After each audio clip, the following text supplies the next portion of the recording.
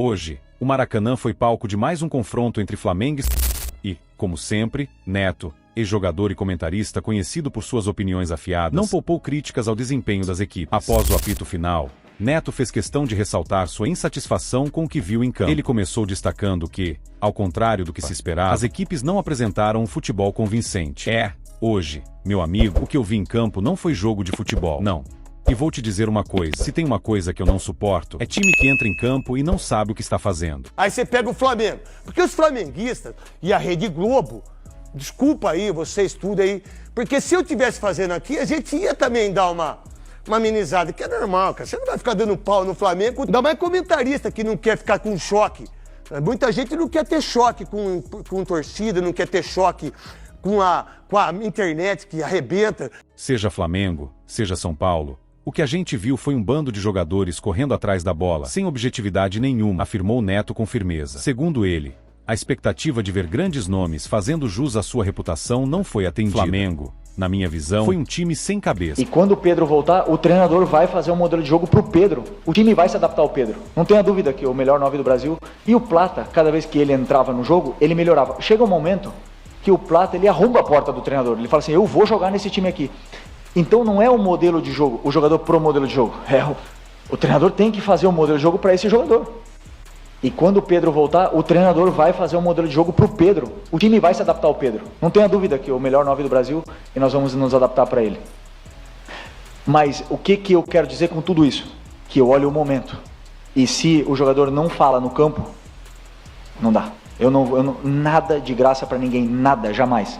Tem que mostrar que ele está no nível para jogar. Essa decisão tomada pelo Felipe Luiz, comandando a comissão técnica do Flamengo, se deu pelo baixo desempenho do Pedro nos treinamentos. Nesta sexta-feira, Felipe Luiz realizou um coletivo e o Pedro ficou afastado desse coletivo, não participou desse coletivo, treinando em separado. E segundo o Globoesporte.com, essa decisão do Felipe Luiz se dá pela falta de performance do Pedro nos treinos e que para o Felipe Luiz isso é algo inegociável. O Felipe Luiz escala os seus times a partir do desempenho dos treinos na semana ou nos dias antes. Então, o cenário trazido pela reportagem é que Pedro fica fora do jogo contra o São Paulo e aí é mais um capítulo depois dos últimos 7, 10 dias em que o Pedro ficou muito exposto no Flamengo, né? Para quem não acompanhou, nos últimos dias, o Pedro, por meio de prints e por meio de notícias vazadas do departamento de futebol do Flamengo, aí não se sabe se do próprio José Boto, o executivo de futebol, ou se de alguém que trabalha com ele, o Pedro ficou muito exposto, pois o departamento de futebol deixou meio evidente que no que dependesse dele, negociaria o Pedro.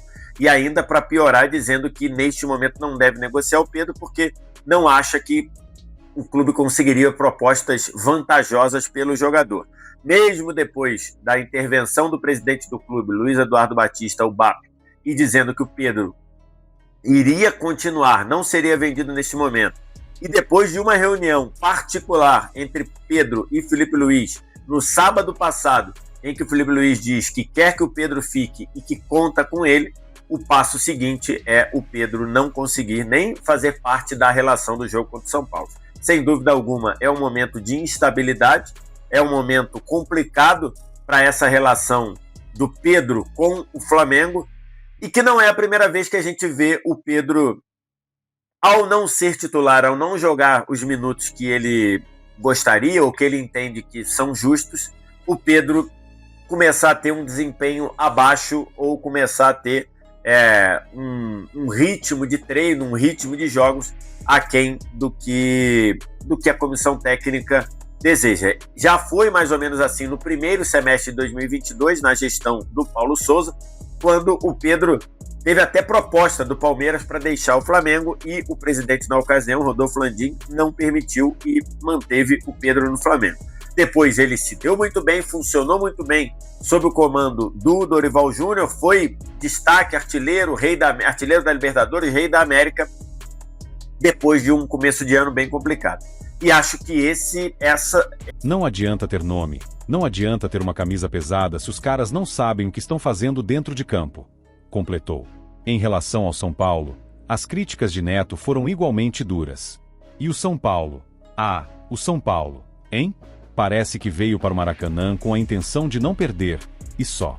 Não vi ousadia, não vi a capacidade de pressionar o adversário. Disparou. Para ele, o time paulista falhou em sua principal missão: apresentar um futebol competitivo e ousado. Neto destacou a falta de inspiração ofensiva, afirmando que o time do São Paulo foi medroso, não assumindo o risco necessário para criar algo no jogo. Neto também foi incisivo ao criticar as falhas individuais que, segundo ele, comprometem o desempenho das equipes. Não adianta me falar que o goleiro fez milagre, porque goleiro que só aparece para defender tiro de meta, meu amigo, está mais para espectador do que para jogador, alfinetou.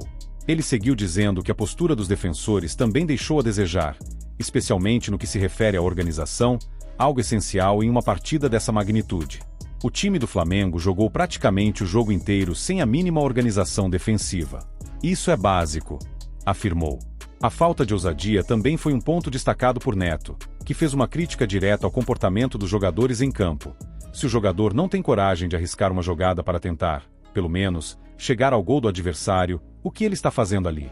Futebol é ousadia. É quem arrisca que tem a chance de ser feliz, mas o que a gente viu foi medo. Medo de perder, medo de errar. Para o comentarista, os técnicos também têm responsabilidade pelo desempenho ruim das equipes. Aqui não tem essa de se o time não foi bem, a culpa é do jogador. Não. Técnico também tem responsabilidade, disse Neto. Para ele, tanto Flamengo quanto São Paulo careceram de liderança e visão estratégica à beira do campo. O que o treinador do Flamengo fez para organizar esse time? E o treinador do São Paulo? Os caras ficam na beira do campo, com aquela cara de preocupado, mas não tomam atitudes efetivas. Isso é o que me irrita. Você quer ser campeão? Então tem que ser muito mais do que isso. Neto não hesitou em criticar a falta de ações concretas dos técnicos, que, segundo ele, não souberam transformar o jogo. No fim, Neto foi enfático ao resumir sua opinião sobre o jogo.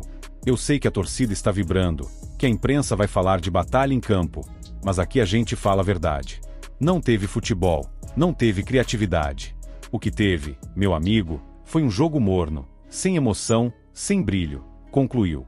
Para ele, tanto o Flamengo quanto o São Paulo precisam repensar suas atitudes e posturas, pois, segundo Neto, apenas o nome e a camisa não são suficientes para conquistar os 3 pontos. Agora é hora de refletir e parar de achar que só por ser Flamengo ou São Paulo a vitória vem no grito. Não é assim que funciona, disse. Após essa análise crítica, Neto deixou claro que, para alcançar o sucesso, é preciso muito mais do que se basear no histórico dos clubes e na torcida. O futebol apresentado por ambas as equipes ficou aquém das expectativas, e o Maracanã, mais uma vez, foi palco de um jogo que promete gerar muitas discussões sobre o que realmente aconteceu em campo.